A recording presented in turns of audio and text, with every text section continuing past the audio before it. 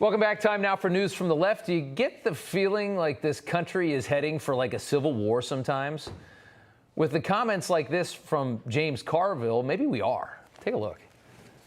People that believe that the election was stolen and have a right to storm the Capitol, which is a substantial number of people in the Republican Party, are evil. Our people are kind of silly. Their people actually, racism is evil. All right, misogyny is evil. Okay, James Carville, who's been in politics way too long to be making ridiculous comments like that. Oh, Republicans are now evil. Did you know that, according to this guy? The rhetoric right now is at a 12, and it is very dangerous for this country in general, and it's terribly beneficial for our current radical Democrat Party. That's why it's happening.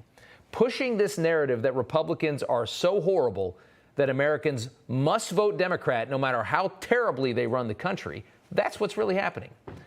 They're finally implementing policy they've always wanted that is causing tremendous damage to the country because in some bizarre way, they think that leads to some kind of utopia someday, but they have to destroy everything first. Radical climate change policy, open borders, total decriminalization.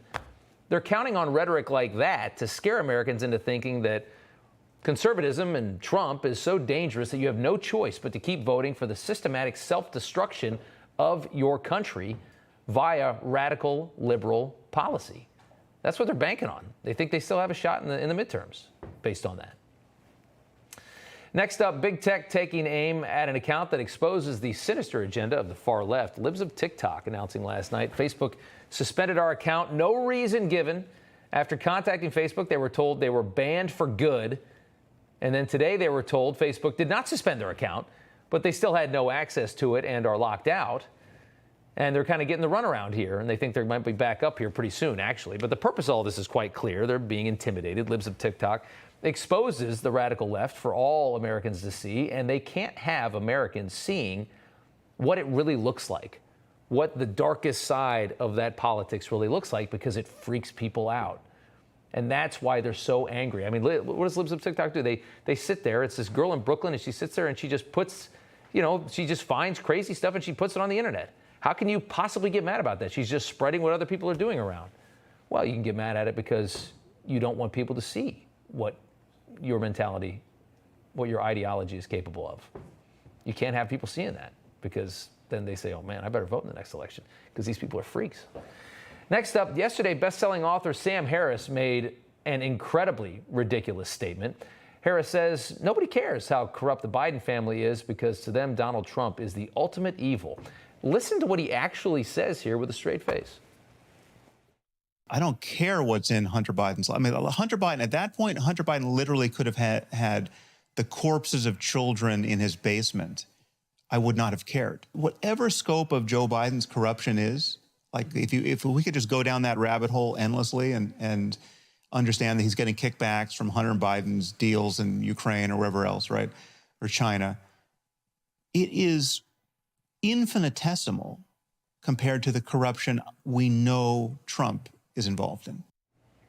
Now, sadly, the nerds didn't ask him what corruption was that, because that's the great question when you go follow up and then they have nothing to say. They just list off allegations that aren't proven and didn't go anywhere. What a comment, though. I mean, and just remember, that's how most of them think. They really do. They don't care how bad Biden is. They don't care how corrupt their party is. It doesn't matter to them. It's just not Trump. That's how these people think. That's what we're up against. Moving along, a New Jersey teachers union putting out an ad that labels parents that are coming out against critical race theory and indoctrination in schools as extremists. It's an advertisement. Take a look. We all agree that our kids deserve a world-class education. So when extremists start attacking our schools, that's not who we are. People who only want to fight to score political points should take that somewhere else. With the stupid music in the background, too. Hey, you know what? You're not allowed to care what the school does to your kid. Don't worry about the fact that schools have just radically changed in the last couple years. You're the problem. Don't worry about the fact that it's all been politicized against you. You're the problem. You're the terrorist, according to, I guess, what is the largest teachers union in the country that put out that ad.